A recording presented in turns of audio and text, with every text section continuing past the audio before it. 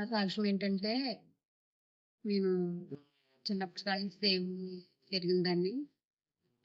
First నుంచి కూడా చర్చికెళ్ళేదాన్ని నేను. వచ్చాక కూడా చాలా మార్పు చెందాను. అప్పుడంతా అంటతనంలో ఎక్కడన్నా ప్రార్థన పెట్టించుకుంటే పల్లారం బయటికెళ్ళేదాన్ని. పెద్ద చర్చికెళ్ళేదాన్ని కాదు. కానీ వివాహం అయిన కాంచి కూడా నా అత్తమామల కోసం, నా కోసం నేను చాలా మార్పు చెందాను. అమ్మగారు, అయ్యగారు కూడా ఎక్కడి నుంచో వచ్చి చర్చి చెప్పడానికి వస్తే నేను దాక్కునేదాన్ని. చర్చికెళ్ళి ఉండి కూడా నేను.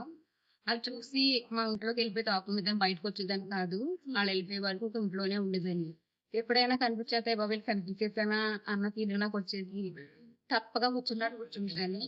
ఎప్పుడైతే అమ్మగారు, అయ్యగారు కూడా చర్చి కట్టలేదు. అప్పుడు మా చిన్నమ్మ స్థలం ఇస్తే కట్టుకుంటే అప్పుడు ఇంట్రెస్ట్‌గా వెళ్ళేవాళ్ళం చర్చికి. అప్పుడు కానించి కూడా నేను చర్చికి వస్తానే ఉన్నాను. వచ్చి తర్వాత నాకు అమ్మాయి పుట్టింది.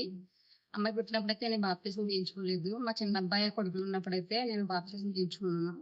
నాకు ఇప్పుడైతే ముగ్గురు పిల్లలు. అప్పటి నుంచి కూడా దేవుడిని ఎప్పుడు నేను విడవలేదు. నాకు ఎన్ని కష్టాలు వచ్చినా సరే గాని, నాకు ఎంత కష్టం వచ్చినా సరే నా వల్ల నా అత్తగారింటి, నా మామగారింటి, మా అమ్మకి కోల్పోయాను నేను. అప్పుడు కూడా నేను దేవుడిని విడలేదు.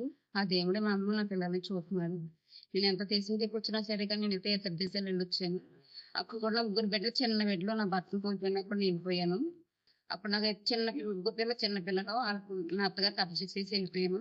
అక్కడ కూడా చాలా ఇబ్బందులు పడినా సరే గాని ఎంతో రక్షించే దేవుడు నన్ను మళ్ళీ అక్కడి నుంచి తిరిగి తీసుకొచ్చాను. నన్ను బిడ్డలో కనపడు.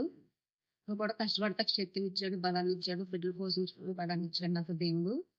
ఇప్పటికి కూడా నేను నా బిడ్డలు తప్పించి ఇదైతే ఇంకెవరు లేదు. దానికి దేవుడే తల్లైనా, తండ్రి అయినా, భర్త అయినా కానీ దేవుడు అనుకొని నేనైతే ఉంటున్నాను.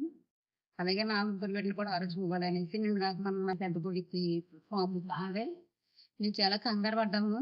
అప్పుడు అన్నీ హాస్పిటల్ తీసుకెళ్ళడం వల్ల దేవుడు చాలా రక్షణ ఇచ్చాడు బిడ్డకి. దాంట్లో చూసి అమ్మ ఏం పర్లేదు, నీ బిడ్డకి ఏమవ్వదు, నీ శ్రద్ధ తగ్గింది, నువ్వు తీసుకెళ్ళచ్చు అని చెప్పారు. ఆ పాము ముట్టుకున్నప్పుడు ఎక్కడ చాలా భయపడ్డాము. మంచి క్షేమాన్ని ఇచ్చాడు, ఆరోగ్యాన్ని ఇచ్చాడు దేవుడు. చాలా చెప్పాలి కానీ నాకు ఏమి మాటలు కలుగుతలేదు. ఇది చిన్న చెప్పని దేవుడు ఇచ్చిందాక.